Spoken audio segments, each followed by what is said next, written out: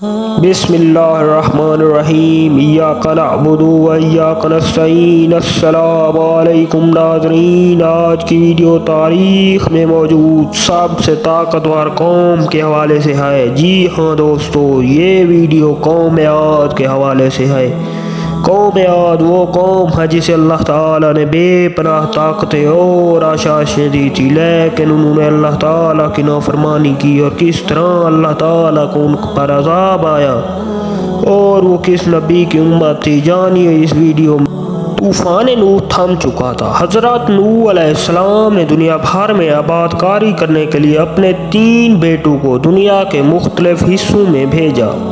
حضرت نوح علیہ السلام نے اپنے ایک بیٹے سام کو عرب کے قبائل اور علاقوں میں بھیجا کہ تم عرب کے علاقوں میں جاؤ گے۔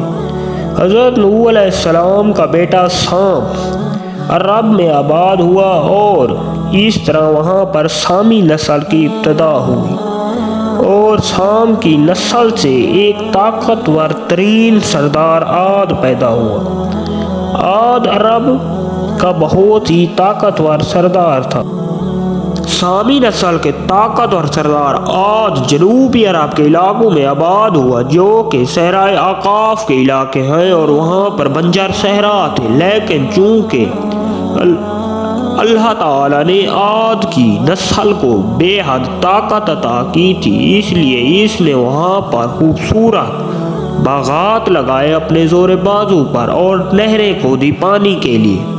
وہ علاقے نہایت ہی سرسبز اور شاداب ہو گئے۔ اس نے وہاں پر اپنے 13 قبیلے آباد کیے، جو کہ 1500 سالوں تک وہاں پر موجود رہے۔ یہ لوگ اتنے طاقتور تھے کہ ان کا ایک شخص ہاتھ سے درخت کو جڑوں سمیت اکھاڑ لیتا تھا۔ یہ لوگ کبھی بوڑھے نہیں ہوتے تھے، ہمیشہ ہی جوان رہتے تھے۔ 1000 سال تک ان کا ایک شخص جیا کرتا تھا۔ ان میں سے سب سے بلند قد والا آدمی 800 فٹ کا ہوتا تھا، یعنی کہ 500 ذراع کا، جبکہ سب سے چھوٹے قد والا آدمی 500 فٹ کا ہوا کرتا تھا۔ یہ لوگ نہایت طاقتور تھے اور اپنے زیر بازو پر صحرائے اعقاف کو جنت نظیر بنایا، اور وہاں پر سرسبز اور شاداب وادیاں لگائے۔ انہوں نے بلند ستونوں والا شہر تعمیر کیا، اس لیے اس قوم کو 1000 ستونوں والی قوم بھی کہا جاتا ہے۔ چونکہ اللہ تعالیٰ نے ان کو بے پناہ طاقتیں دی تھی، اس لیے آہستہ آہستہ یہ لوگ غرور اور شرک میں مبتلا ہونے لگے۔ ان لوگوں نے اپنے 3 بت بنائے تھے، جن کا نام حمود، حب اور سمد تھے۔ ان کی پوجا کیا کرتے تھے۔ شرک کے ساتھ ساتھ یہ لوگ بہت جلد مختلف برائیوں میں مبتلا ہونے لگے، جیسے زنا، شرک، نشے اور ان مختلف چیزوں میں ملوث ہونے لگے، اور اللہ تعالیٰ کو بھول گئے۔ اللہ تعالیٰ نے ان کی ہدایت کے لیے حضرت ہود علیہ السلام کو منتخب فرمایا۔ ہود علیہ السلام لوگوں کو مسلسل 50 سال تک اللہ تعالیٰ کے دین کی دعوت دیتے رہے اور کہتے رہے کہ اے لوگوں، گمراہی میں مبتلا مت ہو، خدا نے تمہیں بہت سی نعمتوں سے نوازا ہے، لیکن وہ اللہ تعالیٰ ہے جو کہ بہت ہی غضبناک ہے۔ اگر تم اس کی راہ سے ہٹ جاؤ گے تو اس کا عذاب تمہیں گھیر لے گا۔ مجھے پہچانو، میں اللہ کا نبی ہوں۔ لیکن لوگوں نے اس پر ایمان نہیں لائے۔ آخر کار 13 قبیلوں میں سے ایک قبیلہ خلجان حضرت ہود علیہ السلام پر ایمان لے آیا، باقی 12 قبیلوں نے حضرت ہود علیہ السلام پر ایمان نہ لائے۔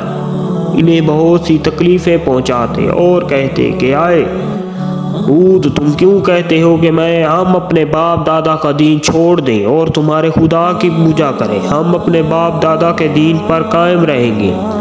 آخر کار جب ان میں سے ہدایت پانے والے ختم ہو گئے تو اللہ تعالیٰ نے عذاب لانے کا فیصلہ کیا۔ کافی دنوں تک عاد کی قوم اور اس کے قبیلوں میں بارش نہ ہوئی، ہر طرف سوکھا ہی سوکھا تھا، نہریں خشک ہو گئی، اس کے باغات سکڑ گئے اور ختم ہو گئے، جانور مرنے لگے۔ اتنا بھوک پیدا ہوئی کہ لوگوں نے چوہے اور بلیوں کو بھی کھانا شروع کر دیا اور مردہ چیزوں کو بھی کھانے ایک دن کالے سیاہ بادل اس بستی کی طرف بڑھے اور احقاف کی طرف آنے لگے۔ ہر طرف اندھیرا چھا گیا۔ حضرت ہود علیہ السلام سمجھ گئے کہ وہ وقت آ گیا ہے جس کا اللہ تعالیٰ نے وعدہ کیا تھا اور یہ عذاب کا وقت ہے۔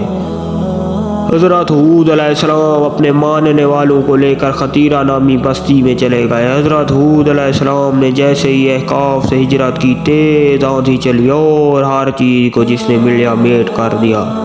800 فٹ قد والے آدمی تنکے کی طرح اڑنے لگے۔ ان کے ستونوں والے شہر ریزہ ریزہ ہو گئے۔ یہ ہوا مسلسل 7 راتیں اور 8 دن جاری رہی اور احقاف کی بستی کو تباہ کر دیا۔ یہ علاقہ بالکل سنسان اور ویران ہو گیا جو کبھی جنت نظیر ہوا کرتا تھا۔ اللہ تعالیٰ کے عذاب نے ان لوگوں کو گھیر دیا اور تباہ و برباد کر دیا۔